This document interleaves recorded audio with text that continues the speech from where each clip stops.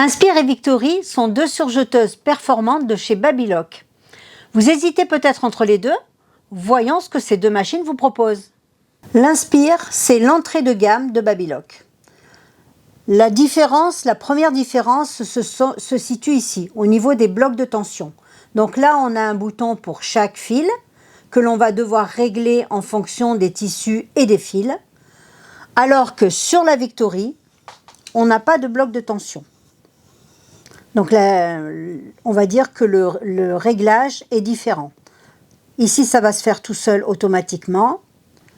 Sur l'Inspire, on va devoir régler les tensions.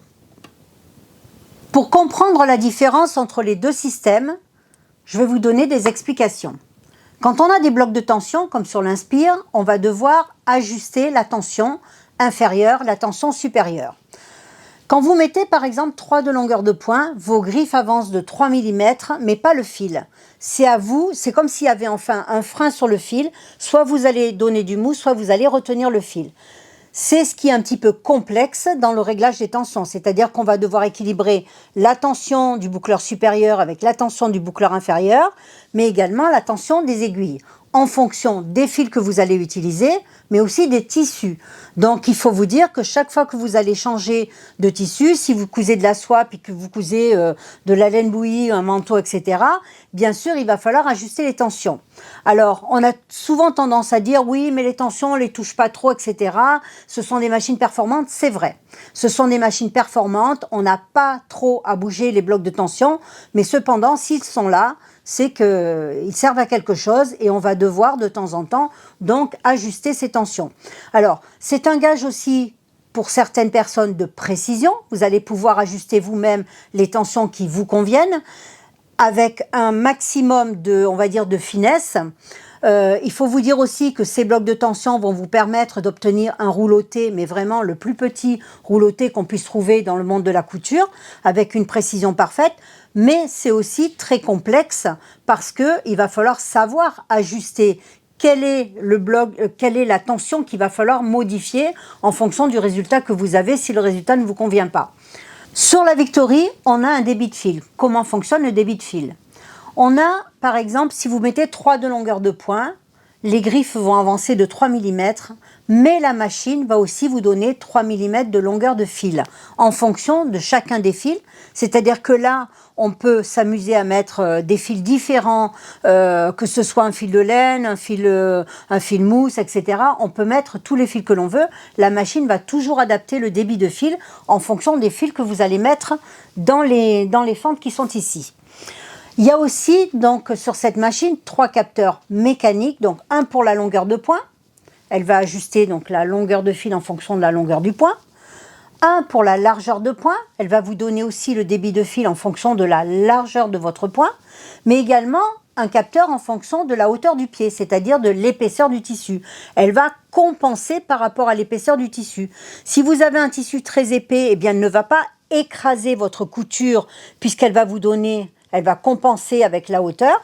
Donc vous aurez toujours des coutures qui seront très souples et parfaites grâce au débit de fil. C'est-à-dire, c'est une facilité incontestable au niveau de la couture puisque en fonction des tissus que vous allez utiliser et des fils différents, la machine va toujours adapter, va toujours optimiser. Vous aurez un point parfait quel que soit le fil et quel que soit le tissu. Avec la Victory, vous n'aurez pas à faire des essais auparavant, c'est-à-dire prévoir du tissu, faire vos essais, puisque le point sera parfait dès le départ, quel que soit le tissu et quel que soit le fil. Avec l'Inspire, il faudra prévoir du tissu en plus, le tissu que vous allez coudre, pour faire vos essais de réglage, donc de tension, pour être sûr, au moment de coudre sur votre ouvrage, d'avoir le point parfait. Pour ce point, si vous cherchez de la facilité et de la rapidité, la Victory est plus adaptée. Si vous préférez les réglages, la précision et la finesse, orientez-vous vers l'Inspire. Deuxième grosse différence entre ces deux machines, c'est l'ouverture du capot latéral gauche. L'Inspire propose l'ouverture du capot latéral gauche, alors que sur la Victory, on ne peut pas. Ça ne s'ouvre pas. Quel intérêt d'ouvrir le capot latéral gauche? Eh bien, c'est hyper important parce qu'en fait, ça va vous permettre le nettoyage de votre machine.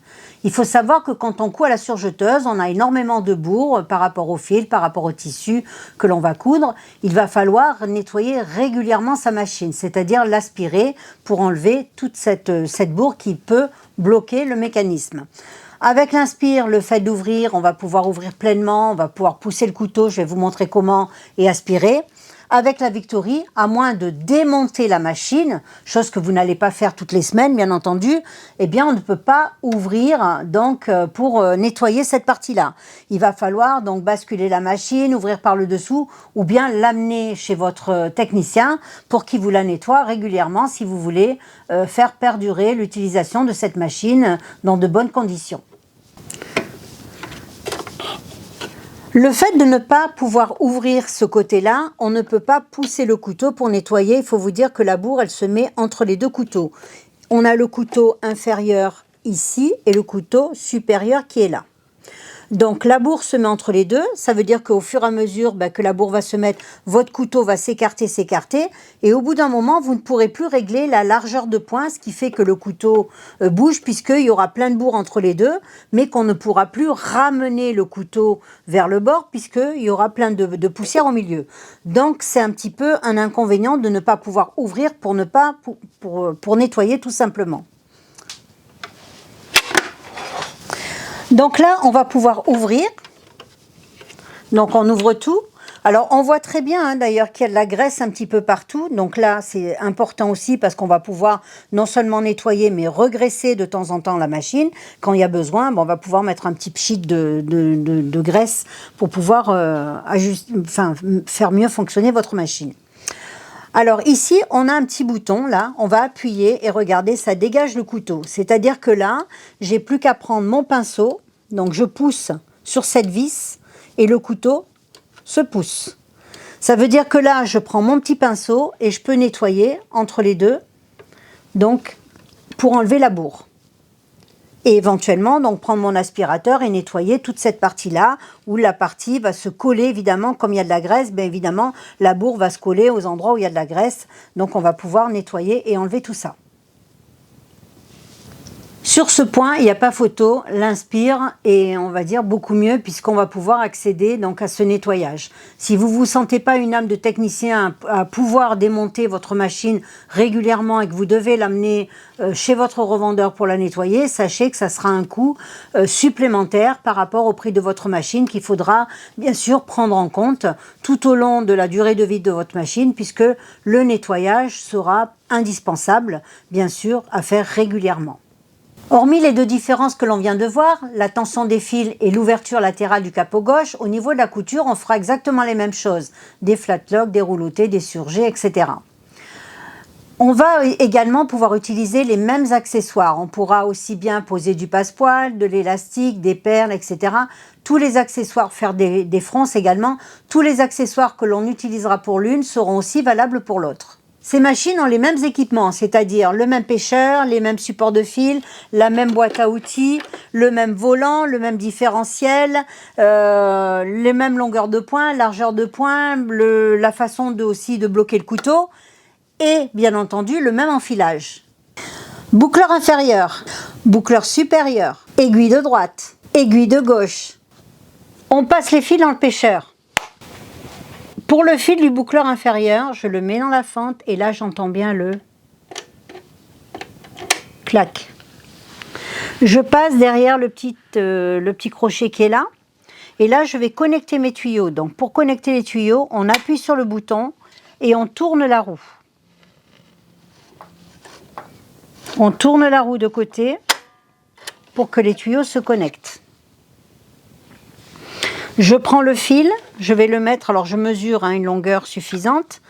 Je vais sélectionner le boucleur inférieur, c'est-à-dire je pousse vers lower, boucleur inférieur. Ce petit curseur va donc se diriger vers le boucleur inférieur. Je mets mon fil dans le petit trou et là il y a une pompe manuelle.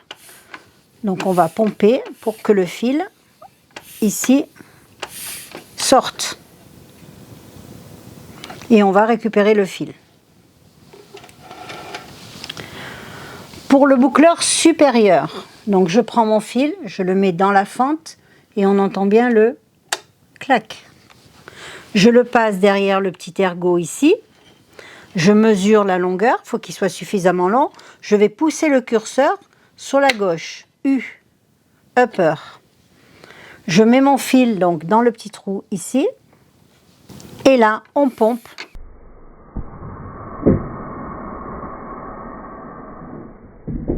Et le fil est sorti. J'ai plus qu'à le récupérer et le passer. Donc je prends mes deux fils, je les passe entre le couteau et le pied pour les mettre à l'arrière.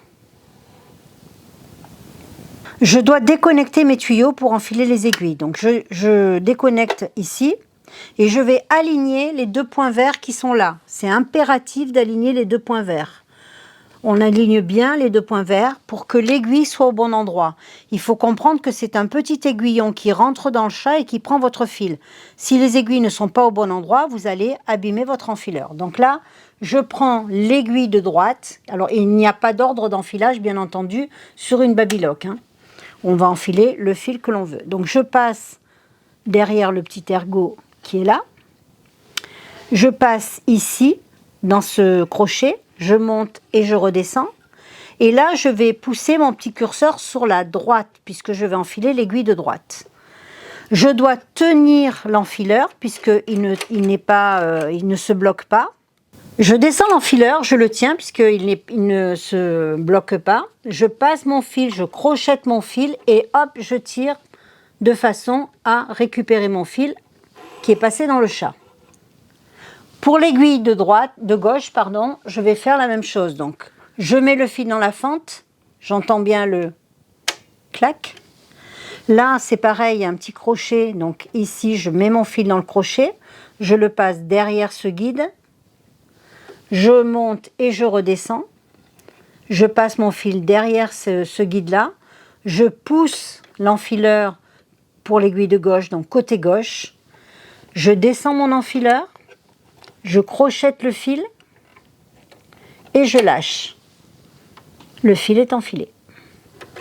Voilà l'enfilage de la machine. On voit parfaitement que la configuration ici est exactement la même sur l'Inspire.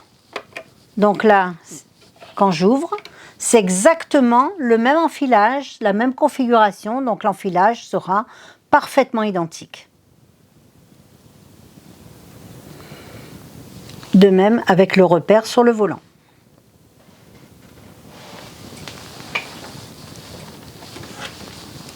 En résumé, sur l'Inspire, nous avons des blocs de tension que l'on va devoir manipuler, régler.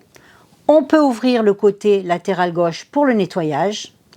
Sur la Victory, on n'a pas de bloc de tension, les tensions sont automatiques. On ne peut pas ouvrir le côté latéral gauche pour le nettoyage. Hormis ces deux points, tout le reste est identique. On utilisera les mêmes accessoires, on fera les mêmes réalisations, que ce soit avec l'Inspire ou la Victory. Inspire ou Victory de chez Babylock, à vous de choisir, mais connaissez-vous l'Enlighten ?